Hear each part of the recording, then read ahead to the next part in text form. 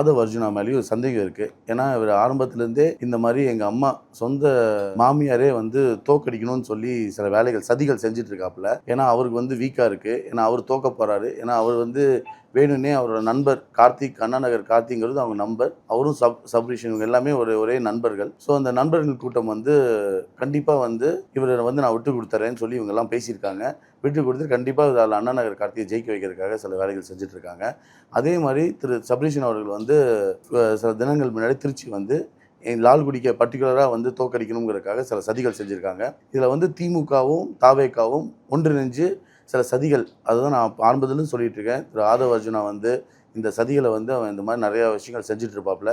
துரைந்தர் படத்தில் வந்து அம்சா மாதிரி இந்த மாதிரி இப்போ திரும்பியும் ஒரு திரு கூப்பா கிருஷ்ணனையும் அவர்களையும் யூஸ் பண்ணி இந்த செயல்களை செஞ்சிட்ருக்காங்க. அது அவரை பற்றி ஒரு ஹிஸ்ட்ரி சொல்லணுன்னா, இந்த மாதிரி ரெய்டு வந்து இந்த மாதிரி இது இன்சிடென்ட்டு போன எலெக்ஷன்லேயும் வந்திருக்கு. இதே மாதிரி போய் இறங்கி அவங்க ஆட்கள் வந்து போய் தாக்கியிருக்காங்க. இதே சம்பவம் வந்து ரிப்பீட்டட் அஃபெண்டர்ஸ்ன்னு சொல்லுவாங்க. இதே சம்பவம் வந்து ரிப்பீட் ஆகிட்டே இருக்குது. அதே மாதிரி அவர் மேலே ஒரு கேஸ் அலிகேஷன் இருந்திருக்கு.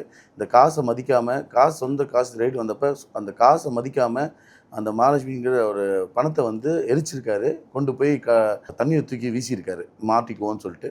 அதே மாதிரி இப்போ ரீசெண்டாக அவருக்கு ஏன் இந்த அளவுக்கு பிரச்சனைனா, ரீசெண்டாக ஏப்ரல் 3ஆம் தேதி வந்து அவருக்கு 50 லட்சம் வந்து அவங்க சொந்தக்காரங்க வீட்டிலேருந்து மாட்டிருச்சு.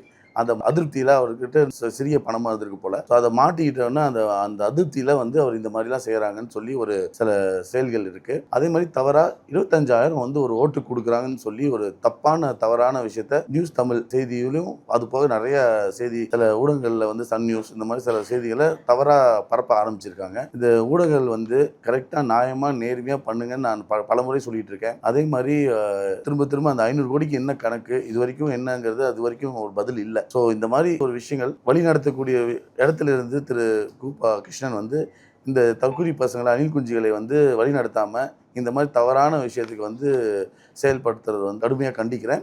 இதோட விளைவுகள் வந்து கண்டிப்பாக நாங்கள் என்ன சட்ட ரீதியாக என்ன நடவடிக்கை எடுக்கணுமோ அனைத்தையும் நாங்கள் சட்ட ரீதியாகவும் கோர்ட் ரீதியாகவும் போலீஸ் ரீதியாகவும் அனைத்து நடவடிக்கையும் நாங்கள் எடுப்போம்.